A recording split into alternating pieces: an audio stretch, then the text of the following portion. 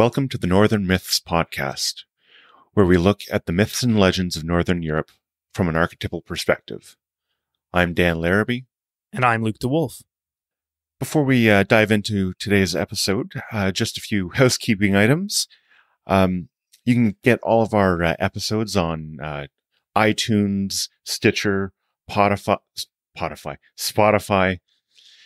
And if you like what you're hearing or like what you're watching, please share, review, subscribe, like all that kind of stuff. All of that helps us get our podcast in front of the eyes and ears of more and more people, which means then we're spreading and growing and all that good stuff. So if you like us, we would really appreciate you doing that. We love hearing from you. We love comments, questions, discussing things from the show. So absolutely get in touch with us and like and share and all that kind of stuff. And with that, for this episode, I would like to introduce Eric Schumacher. He's an author and he's written Hakon's Saga, which is a series of books based around the Vikings and sort of the time frame of the Christianization of Europe and Scandinavia. And so without further ado, welcome, Eric. And why don't you tell us a little bit about yourself? Thanks for having me, guys. Yeah, I'd be happy to dive right in. So as you mentioned, I am an author. I've been working on a saga called Hakon's Saga for about the last 20 years. I actually have a day job, so I write at night or in the morning. And it is a trilogy. The saga is a trilogy really focused on Hakon Haraldsson, who is the youngest son of Harald Fairhair. He's a bastard child, and it's really his story, how he as a child is sent off to England, how he returns to take on his brother Eric Bloodaxe, and then what happens to him over time. So what happens when he gets a little bit older, how he tries to keep his kingdom together, how he's fighting the Danes for control of his kingdom, but also to defend his kingdom from them, because they have their designs, their eyes on his kingdom as well. So it's really all of that, and it's encapsulated in the 3 books. So the first book is really Hakon going from Norway to the kingdom, the Anglo-Saxon kingdom or Wessex kingdom of Athelstan, how he's raised there, and then how he returns to take on his brother Eric Bloodaxe. The next book is about how he tries to control or basically unify his kingdom, and how he actually starts to fight the Danes in that process. And then the third book, which is the book that I just finished, it's called War King, and that is looking at Hakon, when he gets a little bit older, and he is now fighting the sons of Eric. So the sons of Eric have now come back from England. They are allying themselves with the Danes, and they're trying to take over his kingdom. And this is how he's protecting his kingdom from them. Again, it's a span of about 30, 35 years. We're not exactly sure the time frames in which it happened, or the exact time in which it happened, but it's roughly 30 years of his reign. So I hope people like it. It's been a joy to write, and I find Hakon, whose by name is really Hakon the Good. I find him an interesting character, fascinating character, actually. Which is why I've stayed with him for about 20 years. Yeah, I was just going to say, so if you've been writing this series of books for so long, what's so compelling about Hakon the Good, that has kept you around for such a long time? Yeah, it's a great question. And I've asked myself that question as well. And I really think that there's a couple things that fascinate me about him. First is the story itself. The story is actually sort of the Viking Tale told in reverse. So, if you think about the Vikings and you think about a lot of the stories around those Vikings, the Vikings are going elsewhere to take over land, to plunder, to take over kingdoms, etc. And in Hakon's case, he's actually returning as a 15-year-old boy to his realm, his home, and is fighting to take over Norway. So this is really that Viking story, but told in reverse. The second thing I think that is really fascinating to me is it's at a time when Christianity is beginning to spread, and Hakon sort of embodies that Christianity. He was sort of raised by Athelstan in a Christian court. He returns to Norway as a Christian boy, 14, 15 years old, and fights his pagan brother for the reign of his kingdom. And so it is Christianity versus paganism, and it's a microcosm of actually what's happening in sort of the broader world of Western Europe at that time. And I think that is another sort of fight or struggle that I really want to take a closer look at and that I'm fascinated by. And then the third is just the question of how a 14-year-old or a 15-year-old boy comes back to a pagan land as a Christian and fights his brother and actually wins, and takes control of a kingdom, and then ends up ruling for 25 years. And so it's really his story in trying to put the pieces of this puzzle together in a way that makes sense, based on what we know from the sagas and what we know from the history books, that tells this tale. And I just find it a very compelling story to tell. So I think that those are kind of the three main things that have kept me going for 20 years or so. For sure. And how did you sort of discover this story? Like, I don't imagine you didn't go to like your local comic book shop and pick up an issue of Thor and they had a story about Thor and fighting Hakon the Good or anything like that. So how did you discover this, and how did it capture your imagination? So I've been fascinated by Vikings since I was little. I was picking up books on sort of medieval history when I was probably 10 or younger. And then I started getting into Dungeons and Dragons. I started getting into some of the sort of fantasy tales that are out there. Tolkien was a big influence on me. And so I think a lot of that just sort of sparked my imagination. And at the same time, I was writing. So, I've always loved to write. So I was writing these little tales here and there. But I never really sort of honed in on Hakon's story until I was probably 25, 26 years old. And I was reading Heimskringla, the story of the Norse kings. And I was just reading sort of each individual king. And I came across Hakon's saga, and I just was fascinated by what he did and what his tale was. When I originally started writing, I was writing about a completely fictitious character. And I found myself drawn more to the characters that actually existed and trying to put their, the puzzles of their, lives together versus just writing about a completely fictitious character that existed at that time. So I think all of those things kind of came together and congealed into, the books that I now have, the 3 books that I now have. So that's kind of where it all started. And it's just gone from there.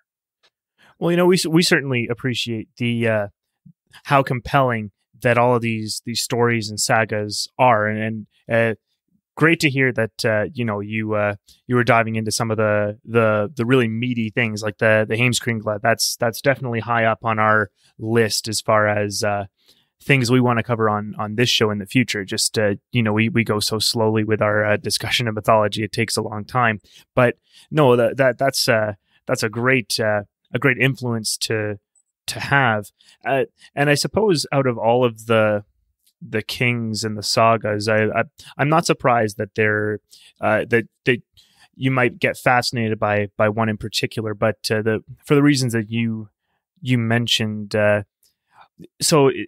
The main reason that Hakon was compelling to you, if I understand that right, then was just the role he played in the Christianization of Scandinavia. Is that correct?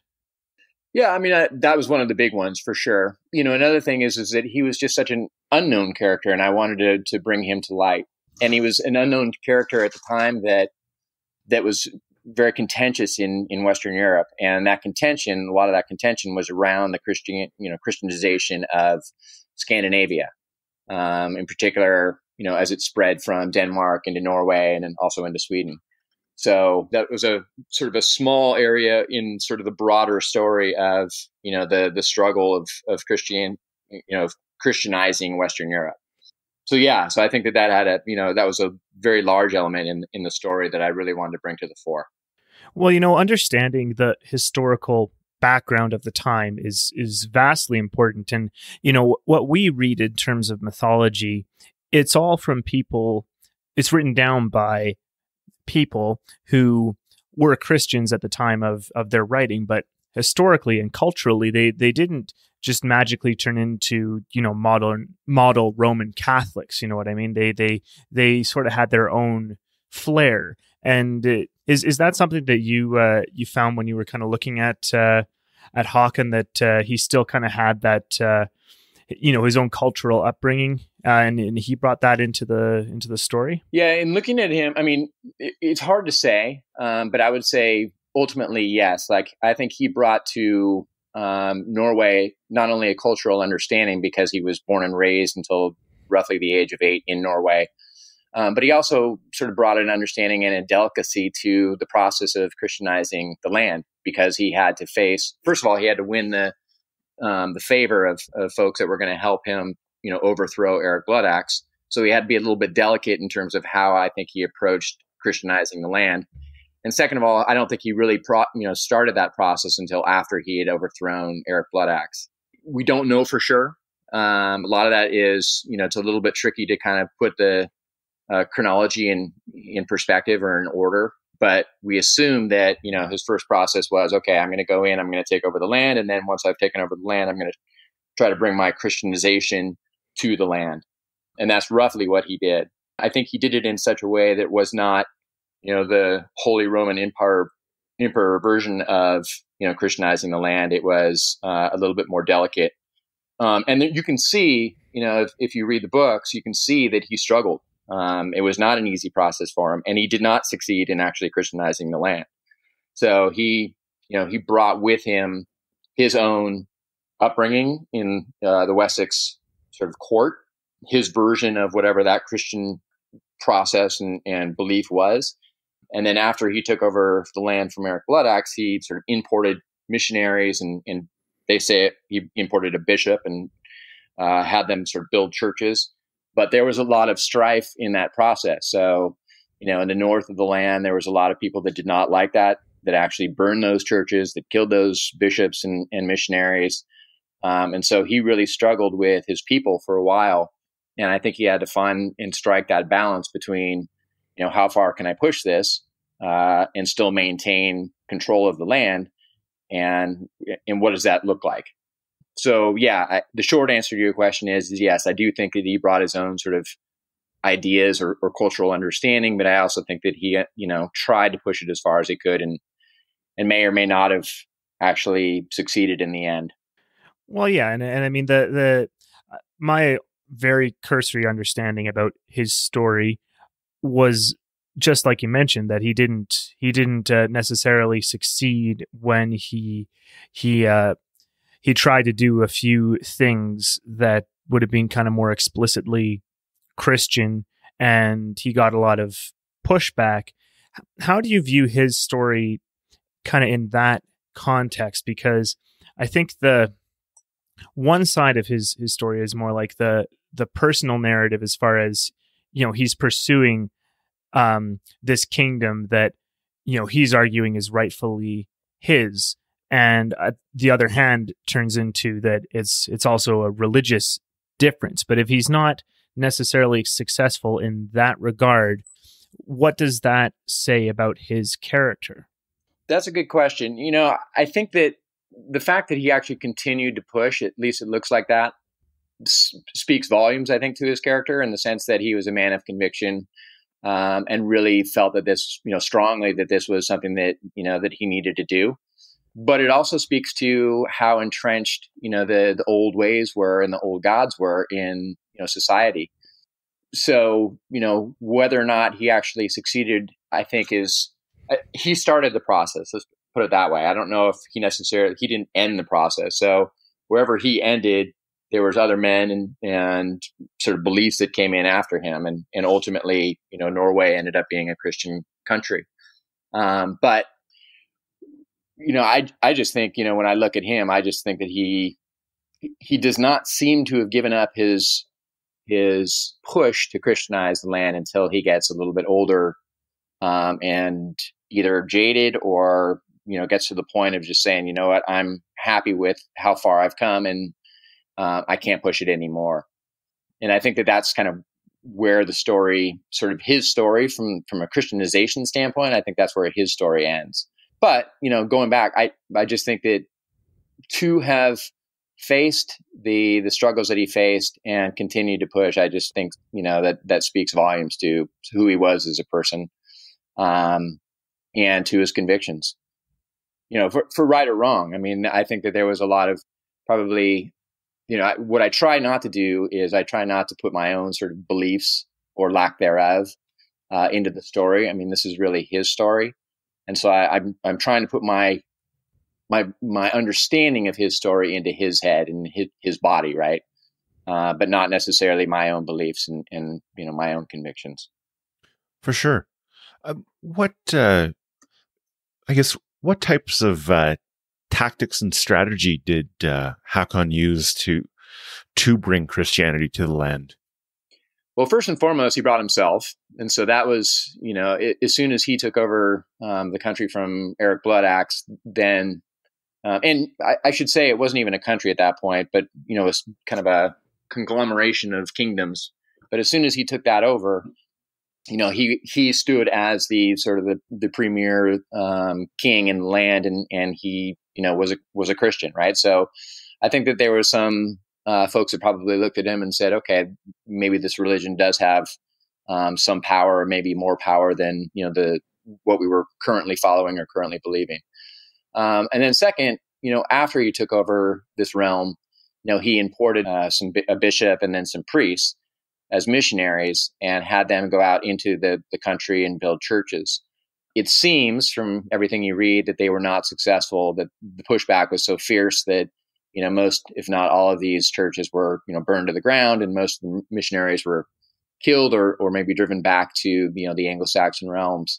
But that was another sort of vehicle that he employed to try to Christianize the people. And then third, I think that there was also something that was happening just by itself in the country. And that is, there was a lot of, Vikings going west and going east and probably experiencing Christianity, in those realms and then bringing it back to Norway.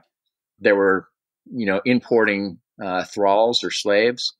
Undoubtedly, some of those thralls and slaves had, Christianity as a religion. And so it could have very well spread that way as well. And then there were also, a lot of these people were seeing the riches that were coming out of these Christian realms, and those riches were actually coming back to Norway as well. So there must have been some sort of belief that this other religion existed. It had some power, but just how much influence that had in terms of Christianizing the land, we don't know. We just know that those beliefs were, they weren't. The folks in Norway weren't insulated from the outside world. They were definitely experiencing, Christianity in various forms, whether it was from Hakan and his beliefs, or from trade, or from missionaries, or whatnot. Yeah, and the interesting thing here for us, not to really take any kind of a side in terms of the positives or negatives of Christianization and what that result is, and we know historically what the result is. It became a Christian country. All of Scandinavia did eventually, all of Europe. But what we are kind of exploring here is that there is some kind of merit to the stories and the mythologies that existed prior to Christianity. So what's interesting about the Christianization is that I suppose the eventual willingness for people to incorporate the ideas of Christianity into their already existing system. And then what's also kind of funny beyond that is that they still wrote down the stories and held a lot of similar cultural beliefs to what they would have had before. And so, notwithstanding any sort of result of the entire Christianization process, but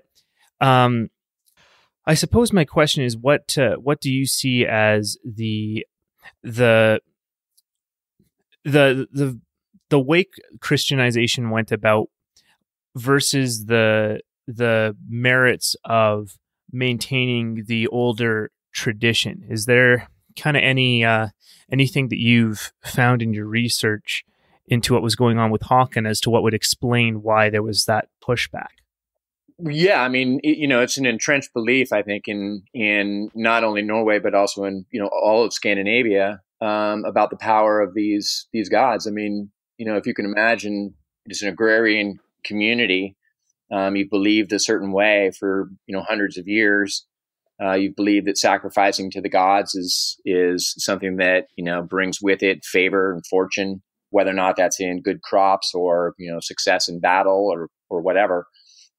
Those are all entrenched beliefs, and so I think that in order to adopt a new religion, there's a couple things at play. One is it's a polytheistic. The Norwegian sort of pagan beliefs or heathen beliefs, or is a polytheistic belief system, right? So you had multiple gods, and I think that adopting Christianity may have started with just taking the Christian God and putting him into that polytheistic system, right? So it didn't completely replace that, all the gods, but it was a God along with the others. And maybe ultimately, they saw some more power in the Christian God than they saw in their own gods. And that may have had a lot to do with, the ultimate, changing of the belief system.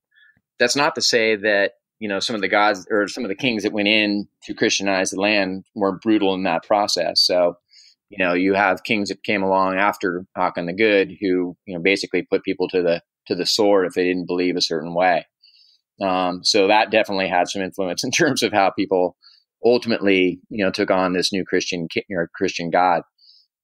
But I think, I think that there was, as an agrarian society, I think that there was a lot of entrenched beliefs about what works and what doesn't work. And people were afraid that if they changed or swapped out their gods that had, helped them survive for so long, that they might not survive, that the crops might fail, that, they might have no success in battle, that they might get attacked. Who knows? So I think that, there's a lot of different things at play, but ultimately, it was that entrenched sort of belief system that ultimately had to be replaced. And that's not something that just happens overnight.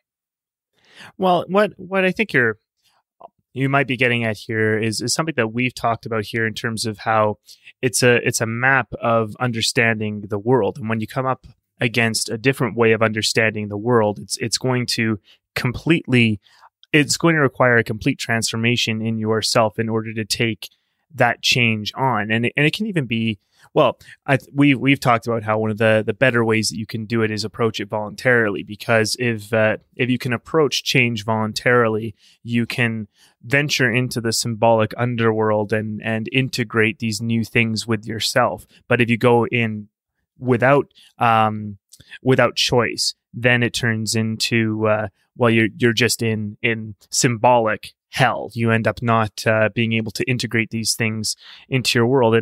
And my understanding of all of this is just that's that way of understanding the world, that way of making a map for the world to be able to get around it. Religion is certainly one aspect of it in a concrete sense, but it's also a symbolic thing where it's not necessarily just, the gods are going to, from this sacrifice, are going to give us good crops. The psychology behind the idea of sacrifice is fascinating, and that's something I think we'll have to look at another day. But I think you're right in terms of how there would have been some, the idea of there being some pushback. One of the reasons behind that would have certainly been because they were being confronted with a different way of viewing the world, and it's not just a matter of let's transplant a different god and a different set of rituals, but we'll get to the same result. It's a complete overhaul of the way you see the world. So certainly that would have had something that would have been in play. And I think that's in play whenever there's a clash of cultures in general. Now, maybe another question that I thought of kind of through all this was, so you contrast Hakon the Good with later kings. I'm assuming like Olaf or Tryggvason would be one, but his name, the Good. How did that come about through all this? That's a great question, and I don't know the answer to it, honestly. I don't know if it actually was a title that was given to him during his life, or it actually came around after the fact. There's some discussion about both, but ultimately, I don't know, what the answer to that is. I would assume, in just from what you read, I mean, you can kind of infer where the title came from, and one of those ideas is from Christianizing the land. The other version, or the other things that could have come into play there is, he sort of reinstalled the legal system that had kind of fallen apart under his brother Eric Bloodaxe. That actually the crops were not failing during his reign. There was actually a lot of prosperity that was happening during his reign, and so I think all of those things kind of combined were what earned him the Good title. But ultimately, there's nothing that really says, this was the one thing that, that earned him that title. That's interesting. Now, I'm going to have to ask this too, because in your stories, you're I guess, fortunately working with a lot of historical figures that had pretty awesome names. In your research, were you able to find why Eric Bloodaxe was called Bloodaxe?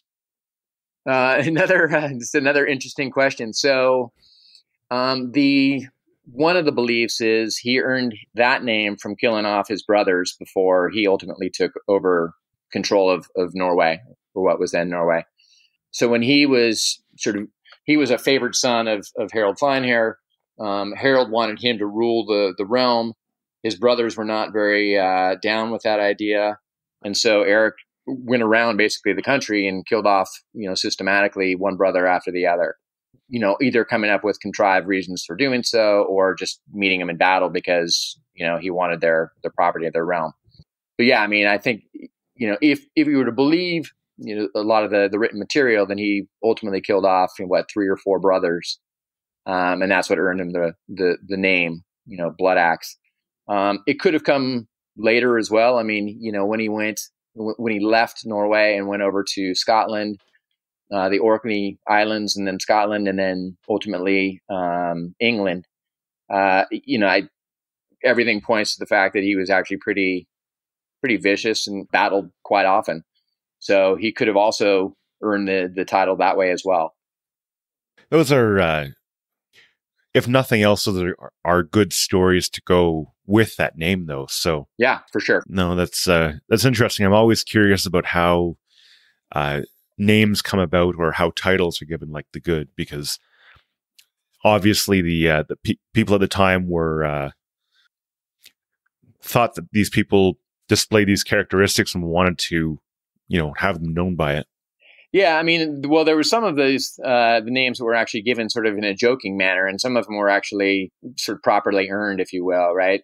So we don't know, like Ivar the Boneless. I mean, we don't know where he actually got those names, or that name. Some people believe that he just had no bones in his leg, or missing a bone in his leg. Other people thought that it was actually more of a joke about his male parts. I mean, who knows? Turf-Einar is another one. I mean, that name they believe could have come from the fact that he was the first person to use peat to burn in fireplaces. We don't know if that's the case or not.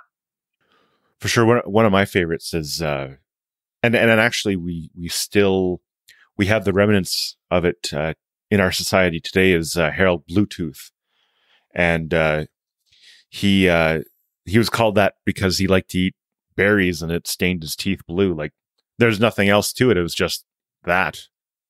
Yeah, I mean, that it could very well have been that. It could have been.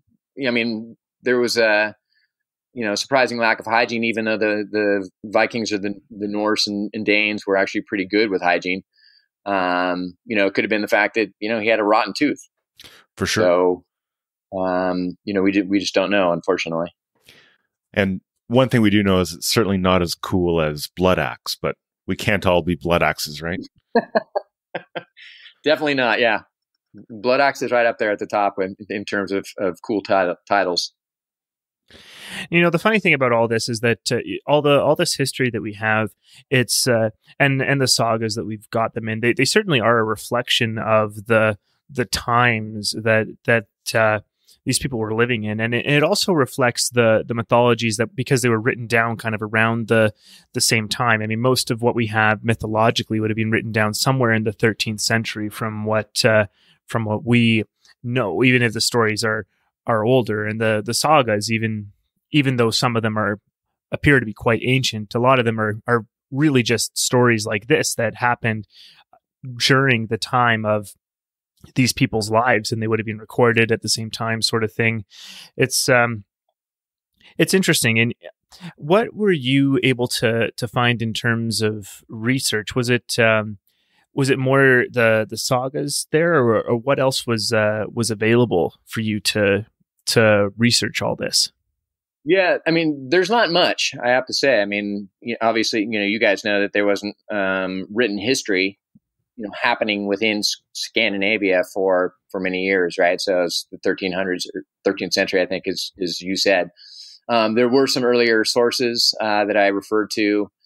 Most of them, the Latin sources that come out of Germany and come out of Denmark as well. But I mean, it's pretty scarce, if you will, which is a blessing and a curse. On the one hand, I wish I had, sources that were actually written in the 10th century, right, where you could say, okay, this is pretty likely that this happened. The flip side of that is, from a sort of a historical fiction author standpoint, I really like to be able to put those pieces together in a plausible manner without actually being sort of stuck with the history itself. So I did my best to actually put things together in a way that I thought could have happened or might have happened. But it was really nice to actually be able to put, the meat on the bones of Hakon the Good, and try to figure out what he might have been like, or what some of the other characters that existed around him might have been like Athelstan, or, Jarl Sigurd, or, you name it. So having that liberty, having that license to do a little bit more fiction, a little less history, was nice from a writing standpoint. But yeah, I mean, again, going back to the sources question, there weren't, a ton of sources to draw upon. So, you just had to do your best. For sure.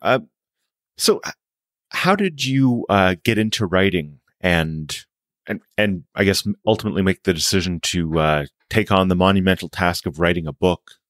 I think I said earlier, I had, always been into writing. So I was writing short stories, even as a, tiny kid. And I wrote all the way through high school. In fact, if, I was given a project, I did not like studying for tests, but if it was a writing project, I loved it. I would dive in immediately and, do my best. Right. So I always gravitated towards the writing portion of things. And even sort of my day job, I'm in public relations and marketing communication, and a lot of that is writing, and I just really enjoy it. And then I was actually in business school, and it was an international business program. The first year of which was actually in California, the second year of which was in Germany. And I was in Wiesbaden, Germany, where the program was, and I was sitting in a park studying for a test, and it literally dawned on me at that point that I should be writing books. That's really what I wanted to do. And I was probably 24 at the time. So I think somewhere in me there had always been this little, kernel or flame that, that wanted to write books. And I just didn't really put my finger on it until I was, studying for a test in business school. So the timing wasn't quite right. But, at that point in time, I started writing just handwritten notes and started researching with the ultimate goal of putting a book together. And that was before, Google and, things that you could actually research online. So I was going to, the library in Frankfurt trying to come up with sources, or, there was a bookstore in Denver, Colorado called The Tattered Cover. A little shout out to them, which is an awesome bookstore. If you ever have a chance to go, it's multiple stories, and they have all sorts of, various unique books. And I contacted them and was able to come up with, a couple of the books that I used in research as well. But yeah, so that's where the process started. And it's just that flame hasn't gone out. I still want to write books. So that's a good thing, I guess. For sure. That's who would you say are your sort of inspirations? Like, what authors inspire you to write? Wilbur Smith was an early one. Tolkien is another one. Wilbur Smith wrote more, not necessarily, it's more modern history, but it was adventure style books. I like the pacing of his books a lot. Tolkien, I just loved. I loved his characterization and his whole idea of Middle Earth. He drew a lot on Norse mythology, as you guys know, for a lot of his stories. I was fascinated by that.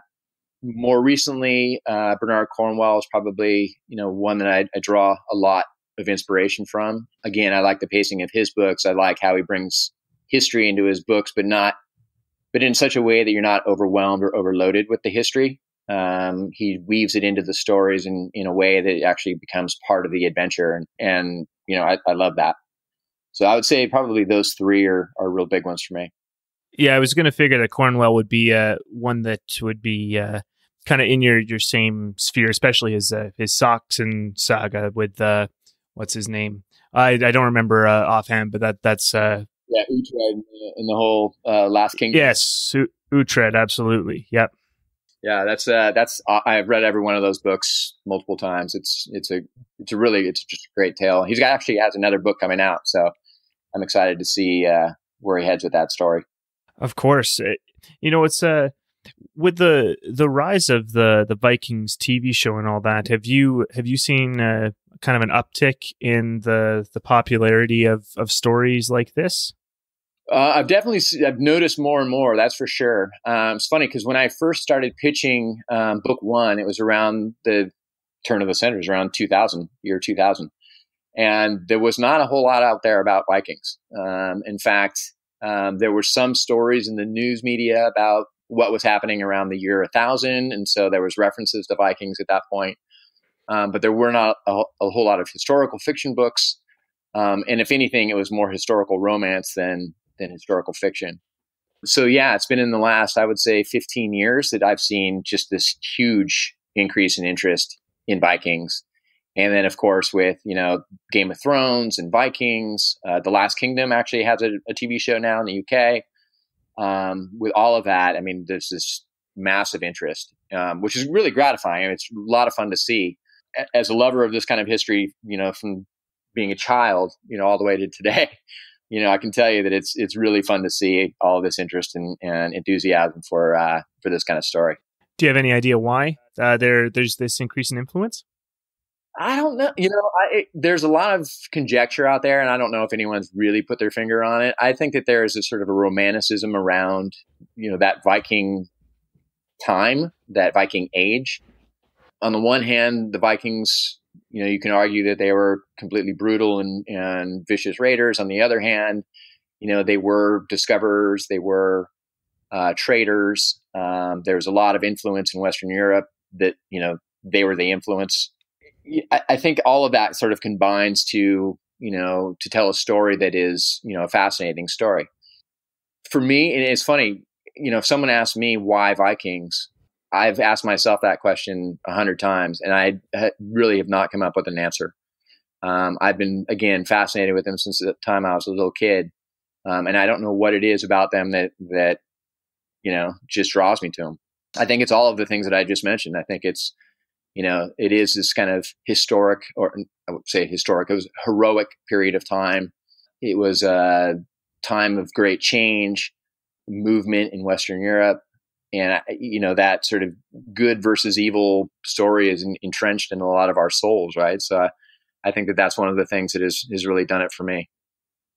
Well, yeah, I mean, funny you should say that specifically, being entrenched in our souls. I think that's, that's a flowery way of putting it, but it's also, it's true, right? It's like these sorts of things, these stories, this is what we're really trying to get at. And so that you're retelling a story like this in a personal way, in a way that really fleshes out the characters and can really help people to understand how life would have been lived back then, and how these characters might have actually been. I mean, that's fantastic. And I mean, on the one hand, of course, there's a fiction aspect to it, but the fact that you're rooting it in something historical, that's always been one of the things about historical fiction for me in general is that it's rooted in something real, and just by doing that, it can help us connect with that past and those stories that are so meaningful in a way that can be hard to articulate. And it, for myself, it can be hard to articulate sometimes as well, why exactly all this stuff, but exploring it has certainly been gratifying and fulfilling. And I'm sure it sounds like it's fairly similar for you. Yeah, absolutely. I mean, I love it. And I do think that there's actually something in our DNA that is drawn to sort of the hero story, the hero archetype, if you will.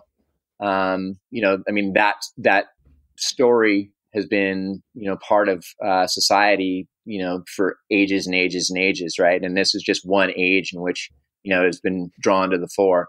And just happens to be the age that, I'm fascinated with. But, others are fascinated with other periods of time, the Roman period or, Greek period or whatever, Sparta.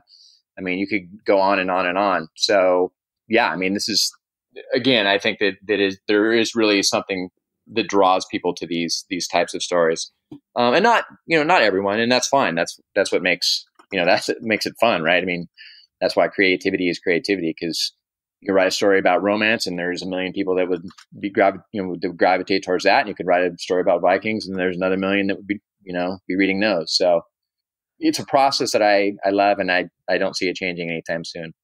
For sure.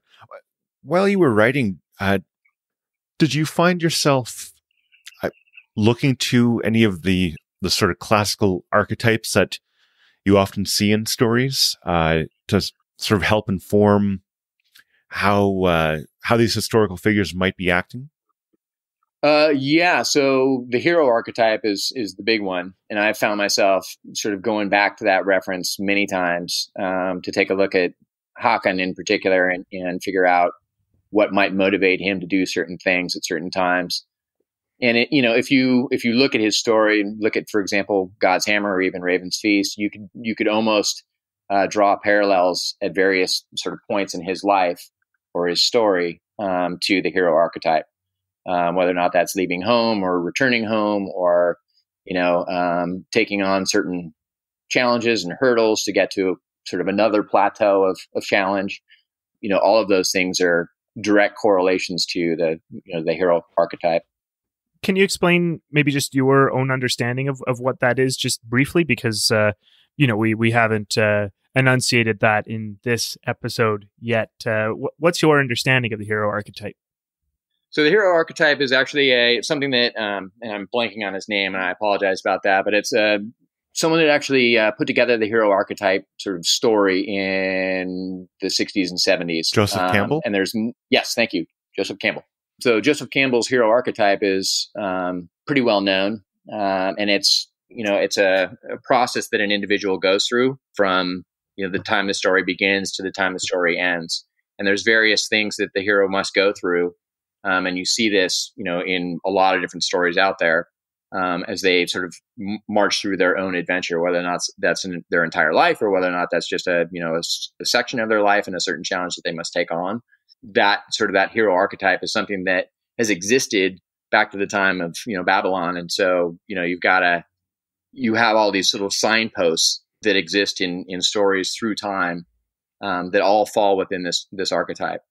And if you look at, for example, some of the most popular stories in society over the past 30 years, a lot of them follow directly that hero archetype. Star Wars is a perfect example, where Luke Skywalker goes through every sort of step in that process. You can draw direct correlations to what Joseph Campbell has actually put together in his telling of what he believes the hero archetype is. Yeah, that's awesome. No, it's and I mean the fact that that's what you're using to inform your understanding of Hakon, as well as the sources that we have available to us. I mean, that can only add to the authenticity, I think, because that just creates it doesn't create a compelling story. It is a compelling story, and that tells me that you're grounding your own writing in something that's been established for a very long time, but we didn't know it until it was, enunciated by Campbell, among others. Jung earlier than that, sort of, but never quite so clearly. No, that's fantastic. Is there?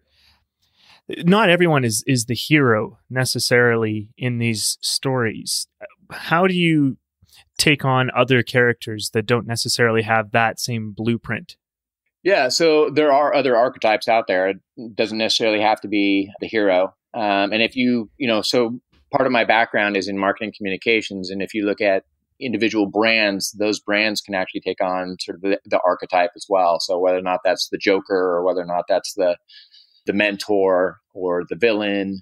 So I've looked at, sort of across the board in my characters and tried to figure out, okay, this individual, based on what I know his role was in the saga, where would he fit the most in terms of, an archetype? And there's certain ones that fall directly into sort of the mentor role. And there's others that, like Eric Bloodaxe, who's, definitely the villain, and, the love interest, and, on and on and on. So while I have not sort of followed the sort of the direct correlations of those archetypes as closely as I have the hero archetype with Hakon, I've definitely, thought of the label for them in my own telling of Hakon's story, and tried to figure out, okay, where do all these sort of main characters fit, if you will. Great. No, that's fantastic. I certainly think that can only help to add to the authenticity again, which is fantastic. It's it's great to hear. The discussion of the archetypes is sort of how we read the mythology as well. And I mean, sometimes it can be hard to see what exactly it's some sort of a story is saying necessarily. But if you look at the archetypes that have been come up with in the last, whatever, since Campbell and all that, it can be easier to understand them. So the fact that you're kind of incorporating that definitely sounds like a good recipe for sure. But then I'm sure, of course, you add your own flair. As you say, you don't follow everything kind of exactly, but that's okay. It doesn't all have to be cookie cutter. That'd be boring, I would assume. Yeah, exactly. I mean, I kind of think the same thing. I don't want to make them too cookie cutter. I don't think that anyone is one dimensional. I think that, people are two dimensional and full of all sorts of conflicts and surprises. And so, you try to bring that, or at least I try to bring that to the characters as well. There's always internal strife, right? Even characters with major convictions still sort of doubt themselves at certain times. And so I try to bring that to the fore as well. So yeah, I mean, my hope is that the characters come off feeling real, not necessarily cookie cutter, like, oh, right, this is where this person does this, and this is where this person does this. I mean, I don't want to do that. But, it's been a fun process trying to figure it all out. There is something in the human psyche that is drawn to these archetypes. They just understand, our psyches understand these characters, even if we aren't cognizantly aware of it. Yeah, exactly. And I mean, that's a whole big part of how kind of stories resonate with us, I think. So no, that's really great to hear that. I think another thing I was curious about is if you have been looking at Hakon's story so closely, are there any others that kind of in the Viking time period that you've been interested in similarly? Maybe not to the point of writing a book, but I'm curious if there's any others that you've also enjoyed. I have. I mean, there are other characters out there that I think are interesting characters. None quite at that level of Hakon, because I just haven't seen that. The conflict that I'm looking for, the personal conflict, as well as this sort of mirroring of what's happening in Western Europe. I think another one that I'm really drawn to from a sort of a kingly standpoint is Olaf Tryggvason. I think that he's a fascinating character. His story is a fascinating story. Strikes me as a microcosm of everything that's going on in the time, how he loses his father, how he is enslaved, how he ends up in the East, how he comes back to, the West. So I think that there's a lot there to draw on from a story standpoint. Bluetooth, Harald Bluetooth, his story is pretty fascinating as well. I like especially from a foreign policy standpoint, I think that his is a pretty interesting story, how he actually, works with Harald Greycloak and the sons of Eric to sort of influence the politics of Norway. So his is an interesting one. Athelstan, I think, he also foreign policy. He did a lot with a lot of different sort of Germany, with France, with Norway. He changed a lot and worked a lot with those different countries. And I think that he was one of the first and foremost to really start pulling a lot of the countries together. It was fascinating. He's a fascinating character. I don't know if I would necessarily write about him, but he was a fascinating character. Well, I was going to ask, in the future, can we expect any books on these historical figures from you? Potentially, yes. I don't quite know yet. I'm still chewing on the next story in line. Are you able to tell us what? Well, I guess you have to finish sort of getting War King out there, but what is sort of in the future for you? So the future is finishing the one that I'm on right now, and that comes out on October 15th. And then the next one, I think I'll still stay in the Viking Age, and it'll just be finding a story that really I'm drawn to. I have an idea of what that is, but I don't exactly know yet. So stay tuned. Sounds good. And just as we start wrapping things up here, you've already mentioned a few times, but I'd love for you to let us know where we can get your books and when the latest one is coming out. Sure. So you can find my books primarily on Amazon. The first two are in print, in ebook format and audiobook format for roughly $4.99 or $5.99 for the ebook format. And then the third book is in pre-order format right now for the ebook. It's for $2.99, so it's half the price until it releases. And then when it releases on October 15th on Amazon, it'll be $5.99. So right now is the time to get it for half off. For sure.